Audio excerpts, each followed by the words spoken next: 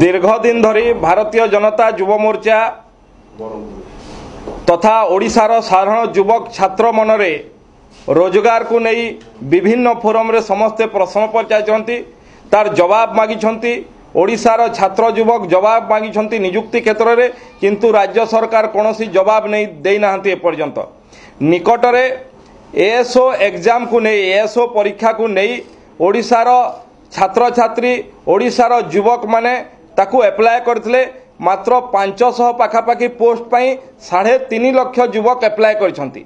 पूर्वरु ये डिसेंबर मासरे से तारीख तय होइतला एग्जाम हवा पाई परीक्षा हवा पाई किंतु परवर्ती समय रे ताकू ओपीएससी घुंचई जनवरी मासरे ताकू डेट करछंती जनवरी 20 रे किंतु जनवरी 20 रे पूर्व निर्धारित केन्द्रर 2टी रेलवे रो एग्जाम अछि सेही परीक्षा रे मध्य ओडिशार बेकार युवक युवती माने सेथरे अप्लाई करछंती एवं से ओपीएससी पाखरे निवेदन करथिले जे ताकू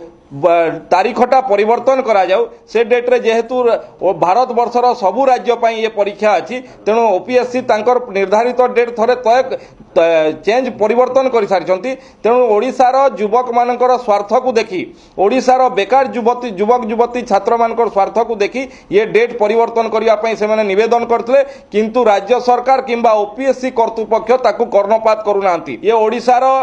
बेकार युवक युवती छात्र छात्री भाग्यर सहित ये सरकार ये खेल बंद करू एवं यथाशीघ्र तारीख परिवर्तन करू नहले आगामी 7 तारीख दिन भारतीय जनता युव मोर्चा पक्षरु ओपीएससी ऑफिस घेराव करा।